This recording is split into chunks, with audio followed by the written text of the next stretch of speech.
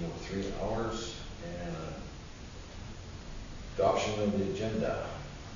Moved by Councillor Good, second by Councillor Lang. Call a question. All in favor? Motion passes.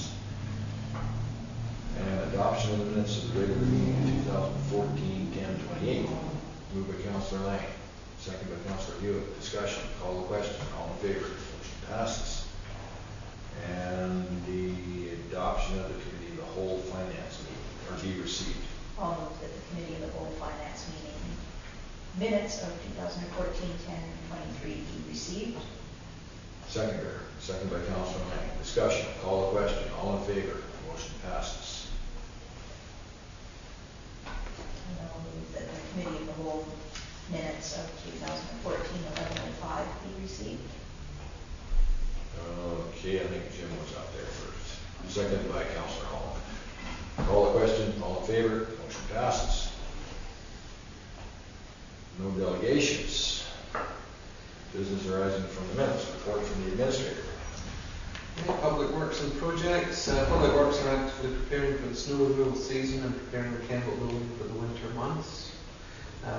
With some installation here, such as the basement and roof, to try and minimize building heat loss. Remains as we found out today, we remain fairly dependent on the propane system when the weather turns cold. And it's quite handy when the last person in service propane tank turned it on again after. So we had a fairly chilly morning this morning. But it's educational for everybody. Essentially, geothermal isn't up to much in really cold weather, and you need that supplemental heat generation. In terms of the office, I'm currently working to complete the new chart of accounts mapping exercise that's required for it. The deputy clerk's on amazed training this week, and payroll training will follow the following week for staff here. The new account clerk, Jared Asson, will begin her work next week. And just some important dates, just to remind Council that there is a public hearing on November 18th at 4 p.m. before Committee of the Whole Finance for the North Marine Drive property.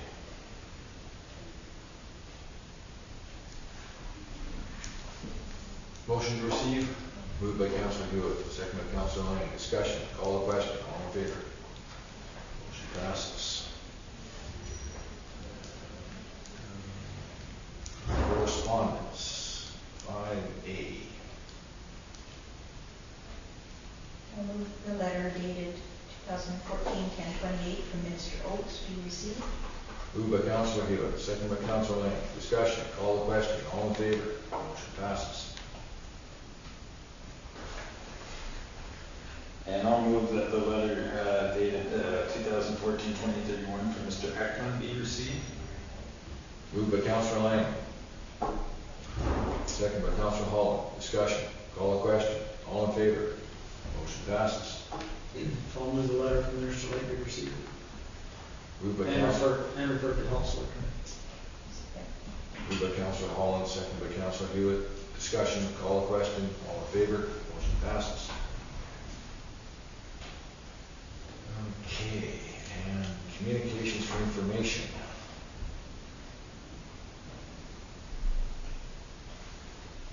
I'll move that they be received. Moved by Councillor Holland for receipt, second by Councillor Lang. Discussion. Call the question. All in favor? Motion passes. Okay. What was that? I thought maybe Councillor Holland had put his hand up, but Oh. he said Councillor Holland. Oh, I'm sorry. It's okay. He saw you put your hand up.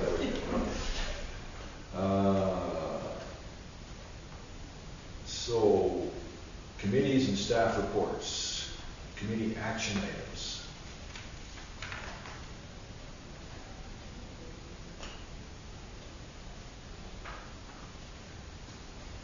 So I'll move that the draft agreement, Kaslo Community Airport Management Corporation, with the Kaslo Community Airport Management Corporation be further reviewed and renegotiated. Yeah. Second for discussion. Second for discussion.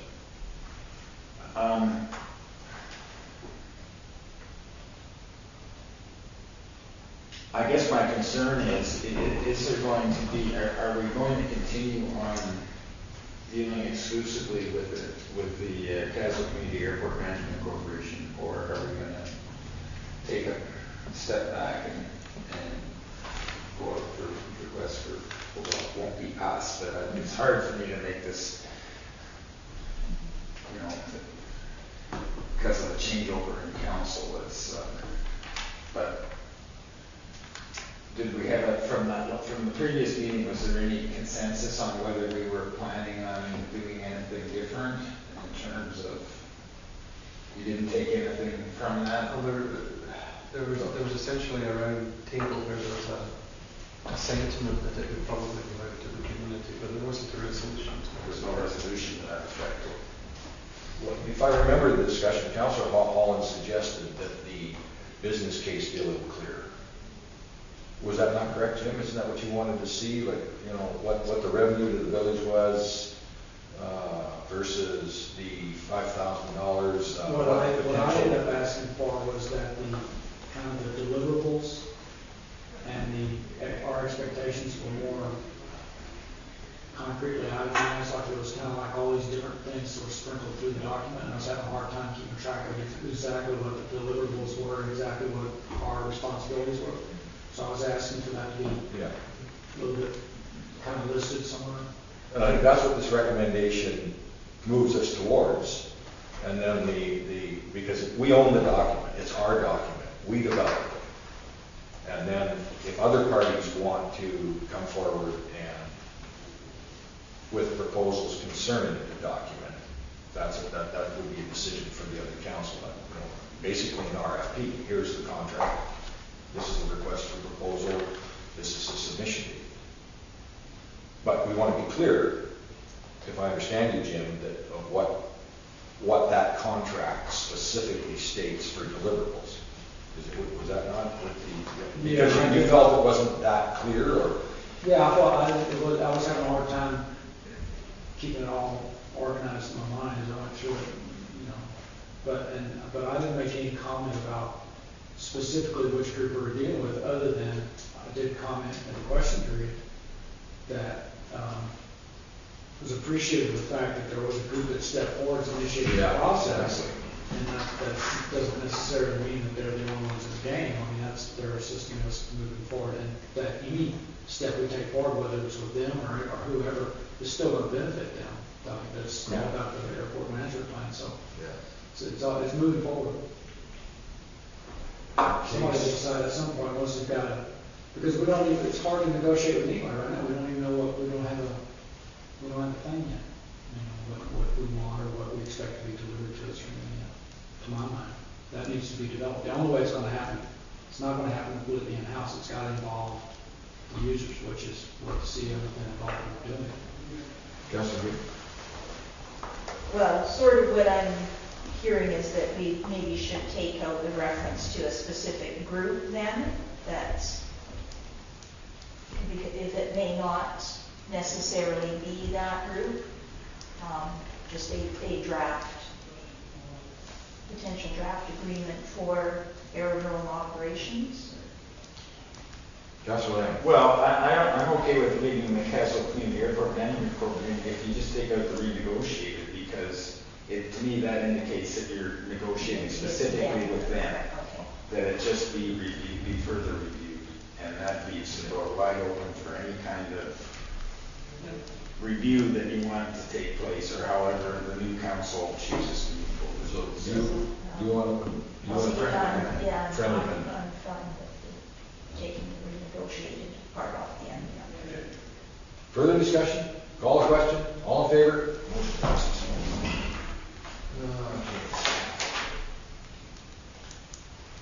So 7B. Okay. If council doesn't mind, I'll talk a little bit about this, as it's a little bit about first. It's not an unusual variance request. The Mountain King Marine Services Limited are requesting a variance to decrease the minimum setback from their rear lot line from 4.5 metres to 2.4 metres with respect to proposed replacement and expansion of the existing rear landing and stairs. This one's complicated, and it's the first one that we're dealing with this because it's within the Heritage Development Permit area, and it's an external change, fairly, an arguably minor one. So, come the 25th, assuming Council wants to proceed with this, I will also bring a design review report as well, along with everything else that you as a council will need to either approve or turn down, and that gets dealt with before the variance permit. Within the OCP, there are certain guidelines on form and character, and that's been there since 2011. And the expectation is that there's a review that takes place, and you're provided with that review before you deal with whether you'll approve the variance or not. The good news about this particular one is that it didn't affect his fee. It didn't what? It didn't affect his fee. It's a combined development fee. It's just an extra hurdle for the applicant. In this particular case, I shouldn't say I don't see any problems, but I don't foresee too many major issues with it at this point in time. But again, it's the first, and we will have more. My recommendation to Council is that Council directs staff to undertake written notification to the owners and tenants of land within 60 metres of the property, subject to application for development permits, DVP 01/2014, in accordance with the Local Government Act and related kaslo development procedures bylaw number 1131. Council has intention to consider development variance permit DVP 01/2014 at its regularly scheduled meeting on November 25th, 2014, and further that a design review report for the consideration of a concurrent heritage and commercial core development permit for the subject property be prepared for Council. I'll move that. Moved by Councillor Hewitt, second by Councillor Lang. Discussion? Call the question. All in favor? Motion passes. I want to thank Neil for being able to dig into this thing and put it together in a manner that meets all the current regulations. And that's why we have variances. It may complicate our life a little bit, but it seems to be working. In considering all the things that we've inherited in our village, I think this property owner is doing the right thing here. So, all right, RDCK Director's Report. Yeah, there's one meeting at the Regional District, that's a Central Resource Recovery, and well over half of the meeting was devoted to the in-camera session. It was in depth. And then in the open meeting there was the debate about recycling. It's ongoing, so they're running models now on curbside recycling and depot recycling to include the regional district. And there's not much action going on in MBC, but now there's another player that's kind of involved in the thing. It's kind of minor. So two big reports, one on curbside recycling, one on depot recycling. That's basically it. I just want an observation. With the problem with this recycling is that we, in our household, because we're recycling more, picking it up twice a month it's once a month or twice a month? Twice a month. Ain't making it. That's the problem. And so, but I don't know whether we could increase. I don't know. Have you heard anything from other people about the amount of recycling that accumulates in the 2-week period? Because we end up then going down and putting it in the boot bin, putting it in the depot there. I guess more members of the household, there's yeah. I'm just saying what happens in that 2-week period. If you're really conscious about recycling, it can be up to 4 cans. And so I'm just wondering, Jim, from the report there, did they deal with that issue or? No. I didn't see anything about, no, the only thing that was referenced in the report close to us was talking about the lack of uptake by casual residents for the recycling program, and they're sort of just keeping that within the context of what they're doing. I mean, it's something that they're aware of. Okay. So just for clarification, so if it went back to a depot arrangement, how would that work then? I don't, they're talking about what they're gonna do in the regional district. The Yeah. Village of Castle is on Kirkside, well, that's where we're at. That's not gonna change. Also, depot isn't in the option for us to have a depot where everybody could take their stuff at any time. Well, the depot is for the rural areas, it's not for the village. Oh, okay. So where that depot gets located, I mean, that's all getting kicked around. We don't know exactly what that's going to settle on that problem. There's going to be a meeting with regional district staff and Senator Roberts. They're going to come to Castle and sit down with me and talk about, and with Glenn, and talk about the options. Okay. Verbal reports. Councilor Lang? No. Councilor Holland? Councilor Hewitt? I attended, as the mayor, the Southeast Mining Convention in Nelson last week. They had about 110 people there, big show, and I talked to the 3 people who have interest in this area. But it is just an interest. You know, the price of minerals is kind of waning at the moment, but there is lots of hope for exploration. And in the case of Mr. Johnson, he's been here to dealt with Rod Arnold quite a bit actually. He's a real supporter of, you know, he tells his trucks don't fill up in Nelson, fill up in Kaslo. So there's lots of potential there. BC had a big map of where all the potential areas are. So I don't know when it's going to happen, but at some point in time, I think there will probably be some type of mineral activity here. They're already refining gold ore in Nelson, interestingly enough. They truck it down, run it through a mill, and take that refined product, I think, to Kamiko for processing. But it is gold ore from an old mine or something. So price of gold went down about $40 just after the meeting, so I don't know where that is going to go. Okay, now staff report on the bylaws that you want.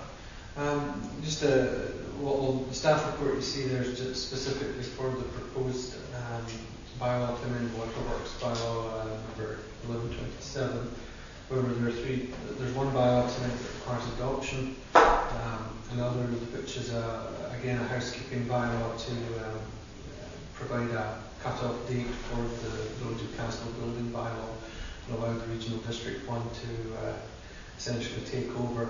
On further review, the RDCK determined that just having the policy was insufficient, that the bylaw itself had to be amended. So this is based on how Village of McCusk dealt with that. Thirdly, there is the Waterworks bylaw. I'll just open that report up. I don't know. Given the timing and the usual way that council approves this bylaw for billing in January, I was uncertain of the wisdom of dropping adoption of this bylaw on the brand spanking new council and having potential issues with that, because it's a fairly complex bylaw that needs quite a lot. It does need a lot of review moving forward, I think. Essentially, CowFinance directed staff to review the potential impact of changing the rate structures applicable to home-based businesses ahead of its meeting on November 18th. But the bylaw must be adopted no later than early December to facilitate timely billing for January and 10% discount period. Water utility rates are increased by approximately 4.5% between 2012 and 2013. So I'm not reading the report out.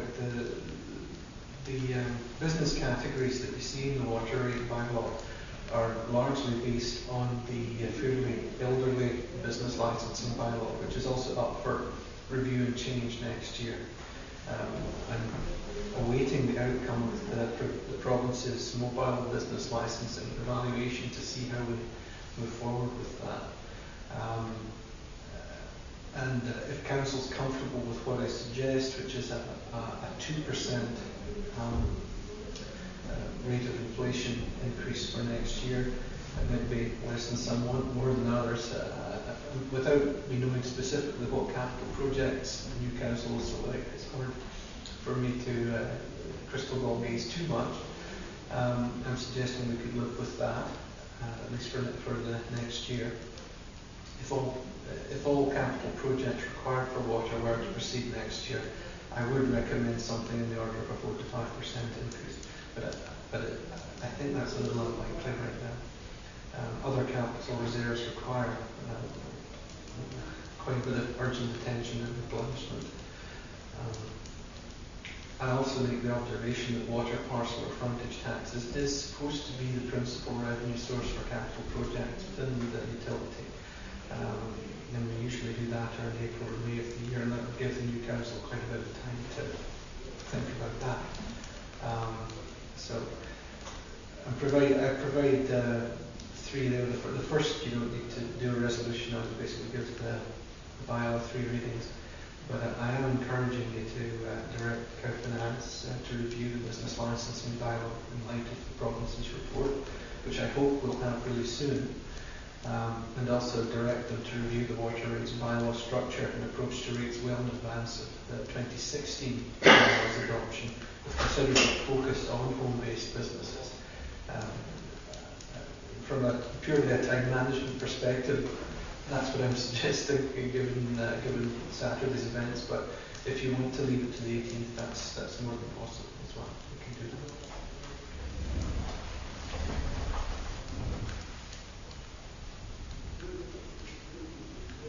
So I'm prepared to move the second recommendation here, that the Committee of the Whole Finance be directed to review the business licensing bylaw in light of the province's imminent report on mobile business licensing, and subsequently direct staff to draft a new business license bylaw based on the endorsement or rejection of a mobile business licensing model for kaslo.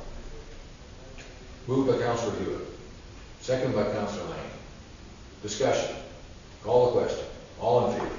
Motion passes.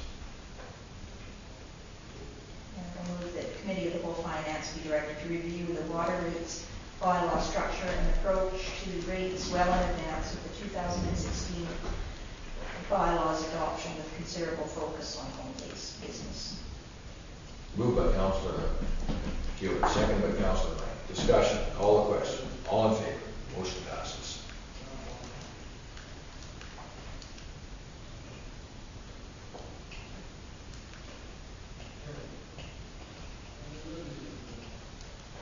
You moved B and C, correct? Yes, out of the staff report. Yeah. Okay. So, bylaw 8A, bylaw 1162, a bylaw to provide for the regulation and use of kaslo municipal campground and municipal parks.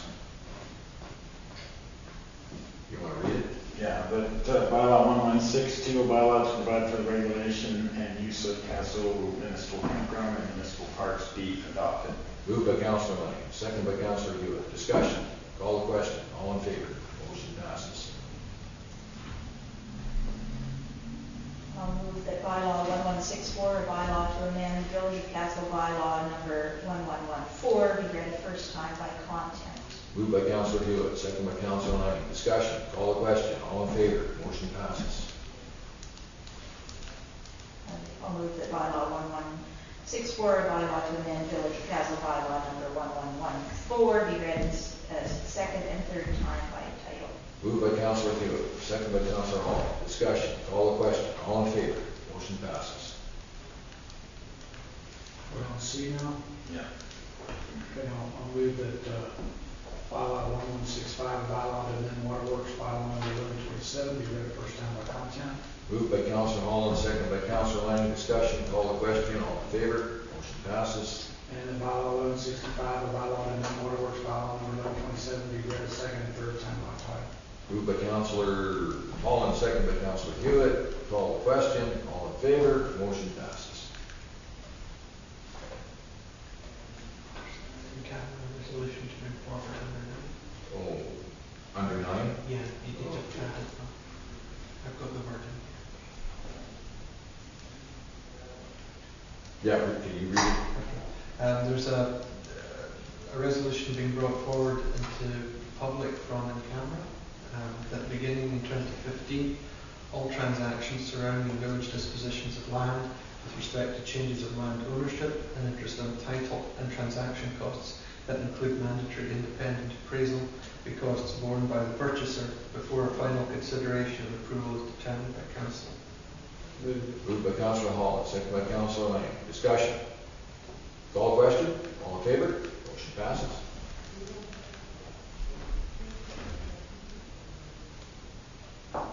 Accounts payable. I move that accounts payable in the amount of $105,974.88 be approved. Moved by Councillor Lang, seconded by Councillor Hewitt. You happy? Call question. All in favor? Motion passes. No financial report and motion for adjournment. Moved by Councillor Hewitt. All in favor? Motion passes.